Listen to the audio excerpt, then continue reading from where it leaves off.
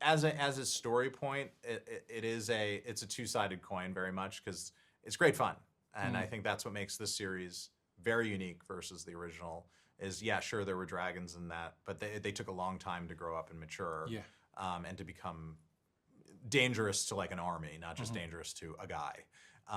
Ours right out of the box, we had them, and we had more, and we had them on kind of both sides of this conflict, which creates this, tonal theme or motif across the show of, well, what do you do in a medieval combat situation where you also have nuclear weapons? Yeah. And both sides have nuclear weapons. Yeah. And while they don't have the terminology for a concept like mutually assured destruction, we as a modern audience looking in understand that this is the thing that they're struggling with. And they know that if they push a thing too far, all of the thing that you're fighting for, King's Landing, could just be turned to ash. And then like, what do we have at the end?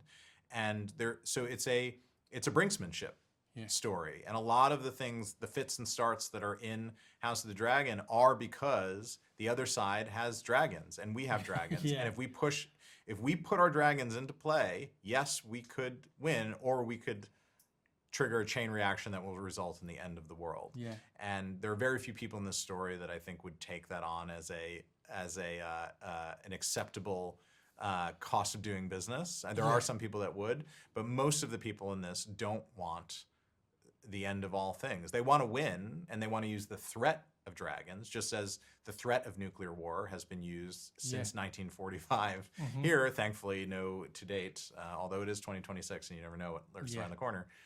To date, nuclear war has not kicked off. Knowing that the other guy has the finger on the button, so to speak, does keep things in check, and it does keep a civility about war to a point. Yeah. And that's really a big part of the story: is how close can we get to the brink before that boulder starts falling down the other side of the hill, and before all bets are off.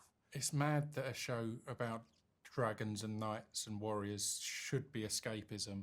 Yeah. And everything you've said there sounds so familiar with just the world of the It's just our life. It's like, hang on, when's this metaphor going? No, it still fits amazingly.